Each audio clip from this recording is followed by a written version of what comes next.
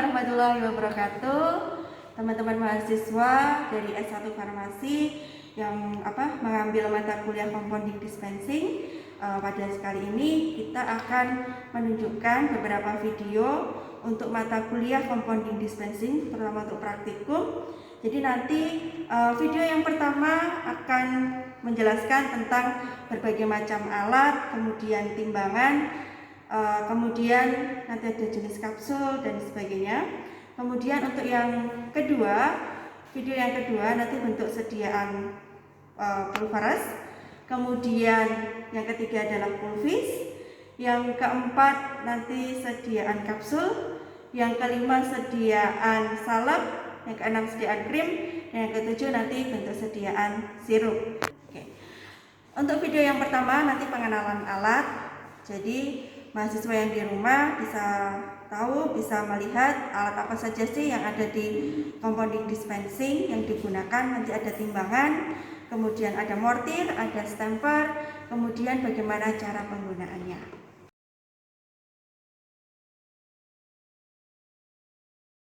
Oke, baik teman-teman, ini namanya timbangan gram atau neraca gram ya. Nanti juga ada neraca miligram. Nah, ini neraca gram ini nanti digunakan untuk 50 mg sampai 500 gram ya.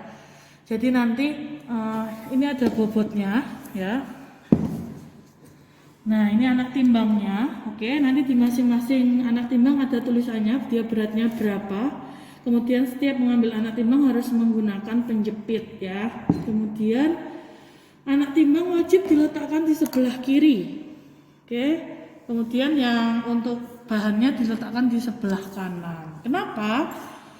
Karena tangan kita kan kebiasaannya tangan kanan nih, biar tidak menghambat nanti kerja kita seperti apa. Jadi sebelum timbangan ini digunakan, kalian harus melakukan tara ya, penaraan. Tara yang dilakukan ini kan di tengah ya. Nanti juga ketika ini seperti ini harus tetap di tengah, oke? Tidak bergerak kanan kiri, artinya dia udah seimbang. Jadi kalau mau narah ini setiap mau menggunakan timbangan ini harus dialasi oleh kertas perkamen ya, apapun itu pokoknya pakai alas, kemudian ditara dulu, diseimbangkan, nanti baru boleh digunakan menimbang. Nah, cara untuk menyeimbangkannya, ini di sini kan ada ini istilahnya bandul ya, bandule. Nanti kalau misalnya ini kok kurang berat kayak gitu ya, ini diputer keluar. Atau ini terlalu berat, nanti diputar ke dalam ya, sehingga dibuka nanti tidak ada gerak kanan kiri, baru boleh digunakan gitu. Nah, kalau yang ini namanya timbangan miligram ya. Jadi kalian bisa menimbang kurang dari 50 miligram, kalian bisa menimbang di sini ya. Kurang dari 50 gram. Nah, 50 gram kalian bisa menimbang di sini ya, timbangan miligram.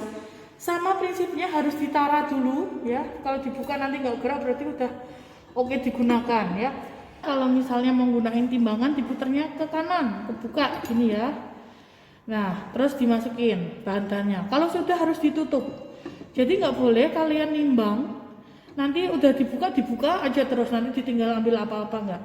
Satu bahan selesai ditimbang, ambil bahannya ditutup, nanti ganti lagi bahan yang lainnya kayak gitu. Timbang miligram ya, ini kecil seperti ini, dimana ambilnya juga harus pakai pinset ya. Nanti di sini tertera masing-masing ada beratnya berapa, ini contohnya 500 miligram ya. Ini nanti di sini sudah ada kertasnya, nanti dikasih kertas dulu, kemudian anak timbangnya ditaruh sebelah kiri, bahannya ditaruh sebelah kanan. Kemudian dibuka ya, sudah sesuai beratnya, kita tutup, kita ambil lagi kayak gitu ya.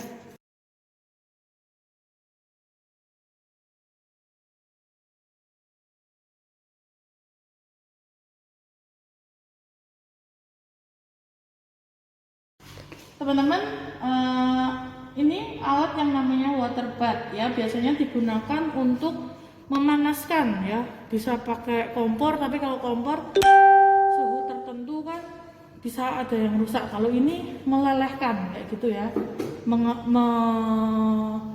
mencairkan kayak gitu. Nah, ini biasa digunakan untuk lebih banyak adalah untuk membuat sediaan semi padat ya. Lotion, krim, salep kayak gitu pakai ini. Jadi misalnya mau buat salep, nah vaselinnya kan bentuknya padatan. Kita lelehkan dulu di sini. Oke, bisa dibuka sesuai dengan besarnya cawan yang kalian gunain. Jadi sebelum menggunakan kalian harus cek dulu airnya sudah terisi belum, karena ini kalian semua baru pada di rumah, jadi airnya juga ikut di rumah ya, alias nggak ada airnya. Jadi kalian pastikan ada airnya dulu ya. Oke, setelah ada airnya kemudian kalian nyalakan. Oke, diatur nanti mau suhunya berapa ya. Nanti kalian waktu awal pemakaian tanya dulu ke laboran Mbak Misha, Mas Anton, biasanya suhu berapa, atau kalian bisa cari referensi dulu. Kalian mau melelehkan apa, suhunya berapa kayak gitu. Oke, lalu yang ini namanya tempat untuk aquades. Jadi kalau misalnya kalian mau pakai rutin sirup ataupun dan lain sebagainya, aquades, ambilnya aquades dari sini ya. Jangan air keran hanya untuk mencuci ya. Jadi kalian mau bilas alat, misalnya bilas botol, kalian ambil dari air aquades, jangan bilas pakai air keran gitu. Oke, jadi ini bagian untuk kalian ambil bahan dan alat ya.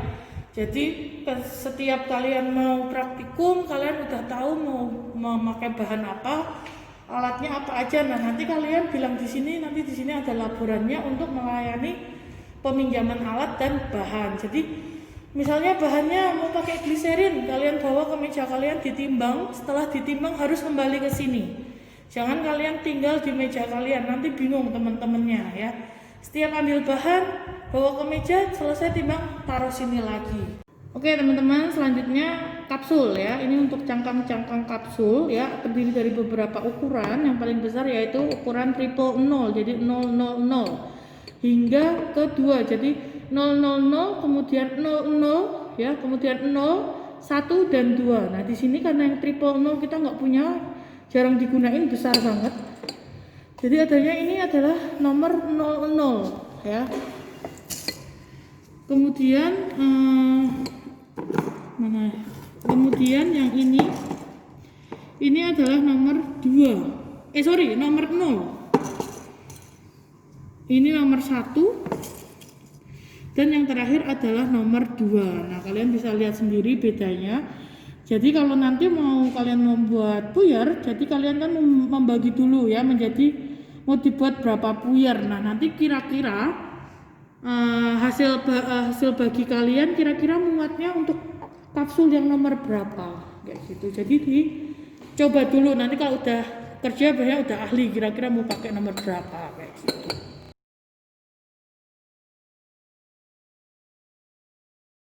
Oke teman-teman, ini kita akan membuat pulveres ya. Jadi ini udah ada beberapa obat yang saya ambil dari tempatnya ya. Nanti kalian sesuai perhitungan kalian, nanti kalian ambil. Kemudian ini kita akan menimbang sakarum laktis ya. Misalnya beratnya dia adalah berapa itu ya? 5 gram misalnya ya. Nah, untuk mengambil bahan, kalian menggunakan sendok tanduk atau sendok penyu ya, disimpan seperti ini sebaliknya. Tapi kalau nanti untuk kurang atau tambah di timbangan, kalian menggunakan spatula yang stainless. Jangan spatula stainless ini kalian gunakan untuk mengambil bahan ya, salah.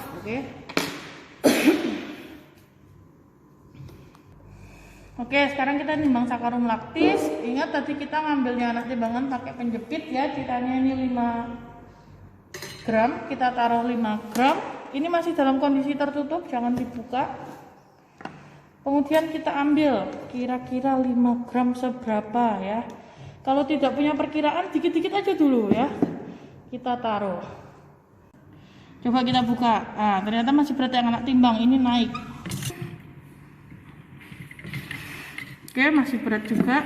Kita ambil lagi.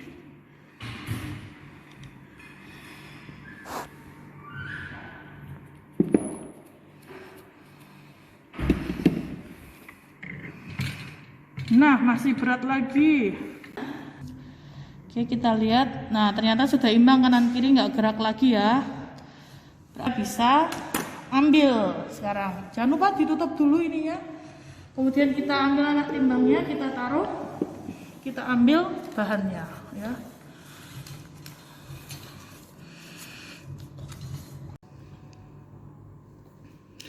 Oke teman-teman, sebelum kita mengerus kan bahan-bahan kita udah kita siapin nih kayak gini ya. Aduh sorry. Nah, gerusnya gimana? Campur semua apa enggak? Enggak, nanti kalau campur semua jadinya sambal pecel ya. Jadi kita mulai dulu dari yang paling sedikit. Oke. Nah, sampai yang sedikit kita masukkan, kita gerus. Sorry berisik ya. Nah, gerusnya jangan nggak usah jek-jek. Ditekan aja sambil digoyang gini. Jadi kalian tidak membuat perkusi dadakan ya. Ya, jadi kan. Oke. Tadi oke. Kalau udah dianggap hancur, kemudian kita tambahkan yang banyak. Nanti misalnya ada yang lebih banyak, nah urut pokoknya mulai dari yang sedikit dulu kayak gitu ya. Kenapa nggak pakai ini? Ini karena ini sakarum lactis ya, jadi penambah rasa, penambah warna, penambah apapun kita campurkan di terakhir. Ini sama juga, kita tekan aja nih, tekan sambil digerak. Nah, jadi nggak usah tok bisik semuanya ya. Ditekan aja, kemudian sambil digerak-gerakkan. Hancur kan? Tekan, gerak-gerakkan. Oke. Oke, sambil ngerus, kan nggak pergi-pergi ya. Kalian biar nggak pergi-pergi ya, ini harus pakai serbet, harus dikasih tatakan. Kalau misal saya taruh di sini, goyang. Tapi kalau saya taruh di sini, aman, ya nggak akan goyang kemana-mana. Nah, ini untuk menghaluskannya kita harus menghaluskan sesuai arah jarum jam ya. Jadi ke kanan. Jadi jangan kalian muter kanan, kiri, atas, bawah. Itu nanti nggak ada bedanya sama buat lotek, oke?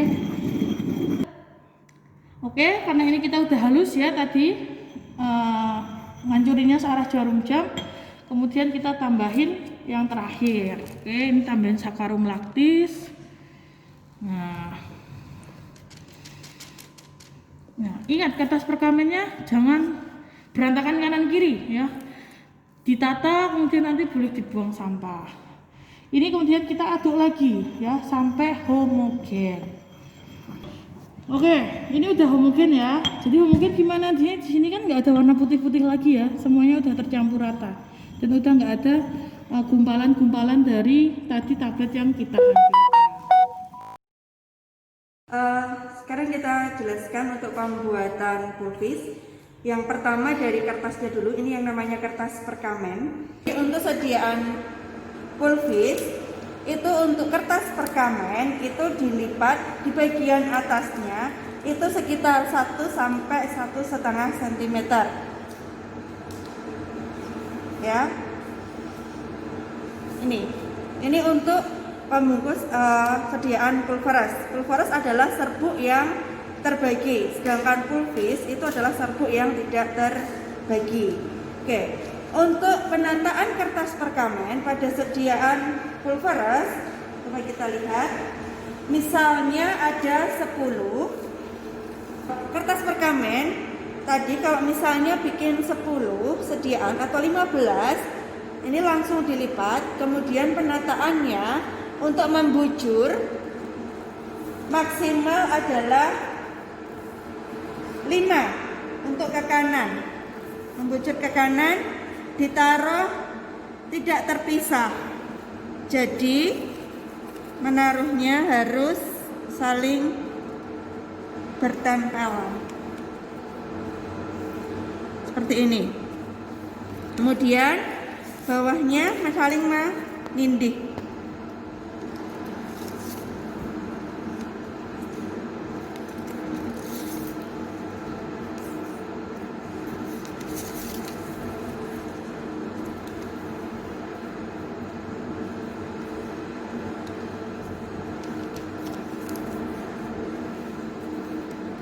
Sediaan pulveras itu semua bahan itu dituang ke dalam kertas perkamen.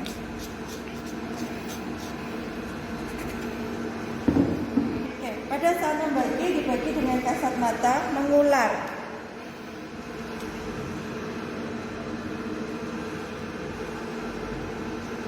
Kenapa kok tadi penataannya saling bertindih? Ini agar tidak jatuh ke meja. Jadi jatuhnya tetap di perkamen kalau ada obat yang jatuh. Jadi mengular.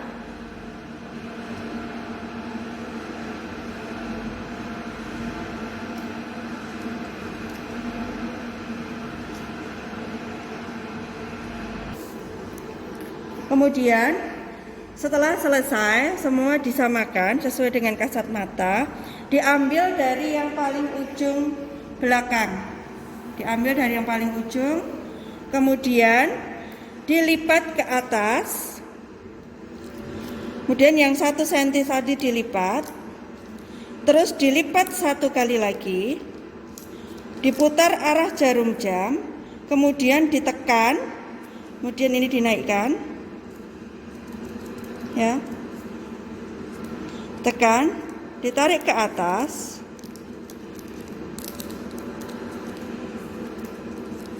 baru bagian atas dilipat.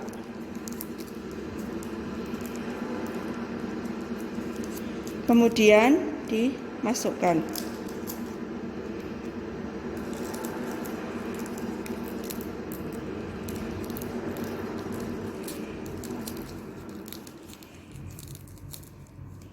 Ini.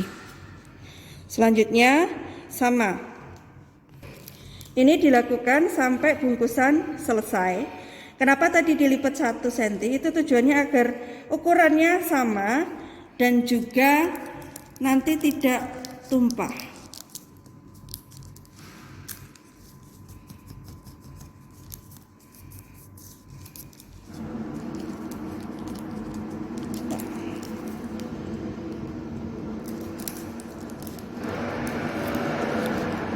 Jika sudah selesai dalam menatanya, silahkan yang bagian yang masuk ke dalam ini ditaruh di bagian atas, kemudian ditata sama, semua sama,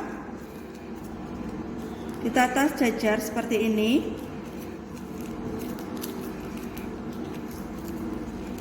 Kemudian yang paling akhir ini natanya dibalik, kebalikannya. Tujuannya untuk apa? Biar pasien tahu yang terakhir, yang beda itu adalah yang terakhir untuk diminum. Kemudian cara memasukkannya, buka kantong plastiknya, buka kantong plastik, kemudian masukinnya berdiri seperti ini. Setelah itu baru ditidurkan. Jadi bentuknya nanti seperti ini. Seperti ini. Terus yang paling ujung belakang adalah kebalikannya. Jadi nutup semua. Posisinya nutup. Kalau ini posisinya kelihatan seperti ini posisinya nutup. Artinya ini yang akan diminum terakhir sebagai penanda. Kemudian setelah rapi seperti ini baru dimasukkan etiketnya. Sebelumnya etiket harus sudah ditulis terlebih dahulu, tanggal, nomor nama pasien, aturan pakainya, kemudian di sini diparaf. Harus ada parafnya.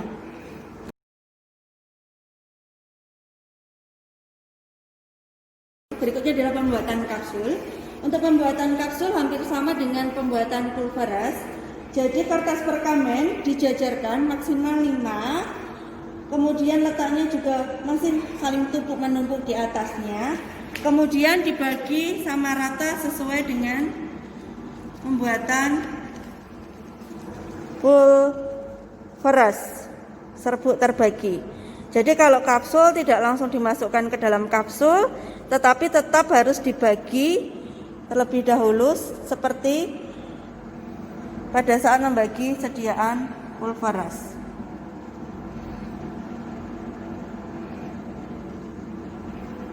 Kemudian kalau sediaan kapsul untuk memasukkan ke dalam kapsul, kalau berkeringat itu menggunakan sarung tangan. Tetapi kalau tidak berkeringat tidak usah menggunakan sarung tangan, tidak apa-apa, tapi harus tangannya bersih.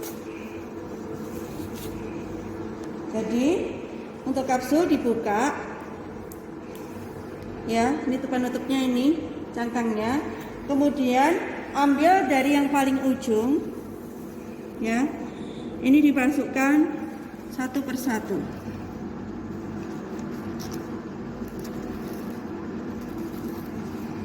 Diisi sampai penuh, tidak boleh dituang kalau seperti yang pada saat sudah seperti yang di rumah sakit ya, karena ini secara teori, jadi benar-benar harus dimasukkan sedikit-sedikit.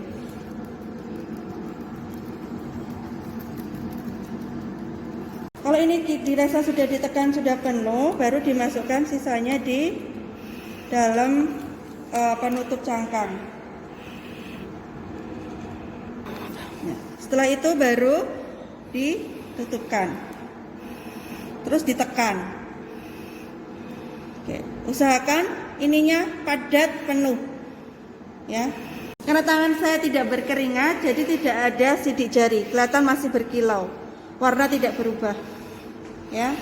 Ini kemudian dibersihkan dengan kain kasa, baru dimasukkan ke dalam plastik. Untuk sediaan kapsul, karena ini adalah sediaan kapsul yang diminum, etiketnya sama, ditulis seperti pulveres, tetapi untuk kapsul ditempel di luar. Karena kapsul nanti langsung diminum secara oral, sedangkan kalau pulveres tadi itu bisa dibuka dari wadahnya. Jadi untuk kapsul etiket ditaruh di luar plastik.